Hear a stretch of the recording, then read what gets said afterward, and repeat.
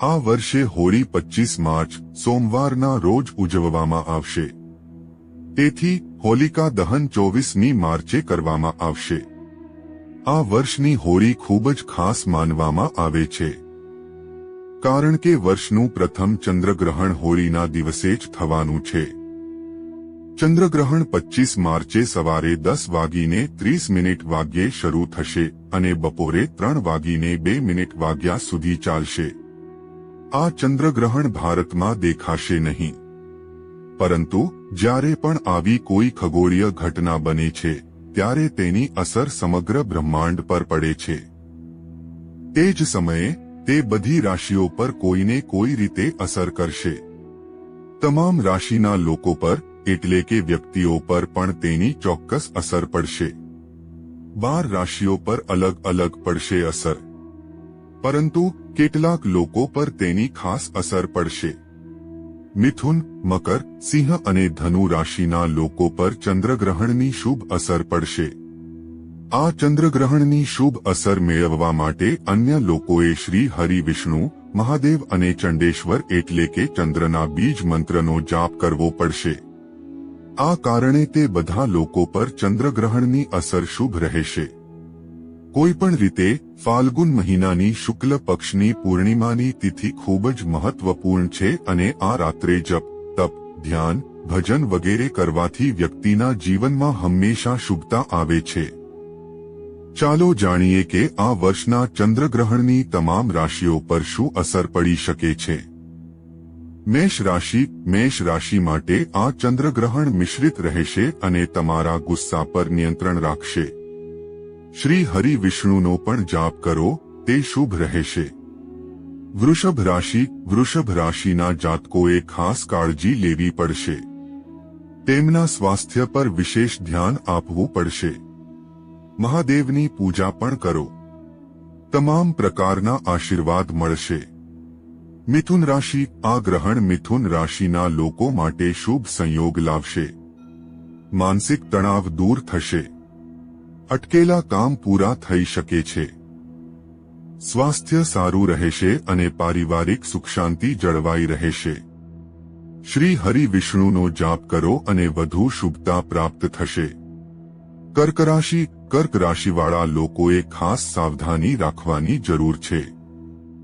તમારા સ્વાસ્થ્ય, કૌટુંબિક અને માનસિક તણાવને બચાવવાનો પ્રયાસ કરો. મહાદેવના વિશેષ મંત્ર ઓમ નમઃ શિવાયનો જાપ કરો. તમામ પ્રકારના આશીર્વાદ મળશે. સિંહ રાશિ, સામાન્ય રીતે સિંહ રાશિના લોકો માટે પણ આ ચંદ્રગ્રહણ સારું રહેશે. પરિવારમાં ખુશીઓ આવશે. લાભ મળશે. વેપારમાં પ્રગતિ થશે. શ્રી હરિ, વિષ્ણુનો જાપ કરો. તમામ પ્રકારના આશીર્વાદ મળશે. કન્યા રાશિના લોકો માટે ગ્રહણની અસર મિશ્રિત રહેશે. ખાસ કરીને તેઓએ તેમના વ્યવસાય અને તેમના સ્વાસ્થ્યની ચિંતા કરવી જોઈએ. માતા દુર્ગા અને મહાદેવનું ધ્યાન કરો. તેમનો જાપ કરો અને બધું સારું થઈ જશે. તુલા રાશિના લોકો માટે પણ આ ગ્રહણ સારું રહેશે. તેઓએ પોતાની ભૌતિક બાબતો પર વિશેષ ધ્યાન આપવું જોઈએ. તમારે તમારી પત્નીના સ્વાસ્થ્ય પર ધ્યાન આપવું જોઈએ અને તમારા પરિવારનું વિશેષ ધ્યાન રાખવું જોઈએ. મહાદેવના બીજ મંત્રનો જાપ કરો, બધું સારું થશે. વૃશ્ચિક રાશિવાળા લોકોએ પણ ખાસ ધ્યાન રાખવાની જરૂર છે. તેમને ગ્રહણ પર ગુસ્સો ન કરવો જોઈએ. વ્યક્તિએ જૂઠું ન બોલવું જોઈએ. કોઈએ લડવું જોઈએ નહીં અને કોઈ પણ પ્રકારના વાહન વગેરેથી અથડાવાથી સાવચેત રહેવું જોઈએ.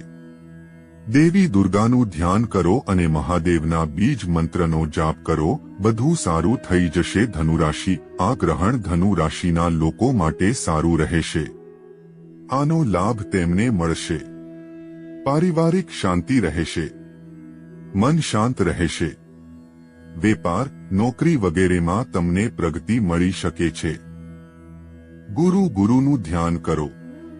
મહાદેવના બીજ મંત્રનો જાપ કરો. મહાદેવ સારું કરશે. મકર રાશિના લોકો માટે આ ગ્રહણ શુભ રહેશે અને તેમને સારા સમાચાર મળશે. પરિવારમાં સમૃદ્ધિ આવશે. માનસિક તણાવથી અંતર રહેશે. જૂઠ, કપટ, જુગાર વગેરેમાં પ્રવૃત્ત ન થાઓ. ભગવાન મહાદેવનું ધ્યાન કરો. તેના બીજ મંત્રનો જાપ કરો અને વધુ શુભ અને કલ્યાણ થશે. કુંભ રાશિના લોકો માટે આ ગ્રહણની મિશ્ર અસર રહેશે. કોઈ ખોટું કામ ન કરો. કોઈનું અપમાન ન કરો. ભગવાન શ્રી હરિ વિષ્ણુનું ધ્યાન કરો, બધું સારું થશે. મીન રાશિ આ ગ્રહણની મીન રાશિના લોકો માટે મિશ્ર અસર રહેશે. માનસિક શાંતિ મળી શકે છે.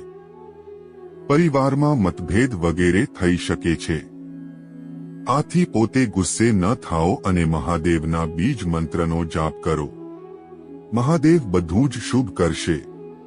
મિત્રો, વિડિયો પસંદ આવ્યો હોય તો લાઈક કરજો, શેર કરજો, ચેનલને સબસ્ક્રાઇબ કરજો. ધન્યવાદ.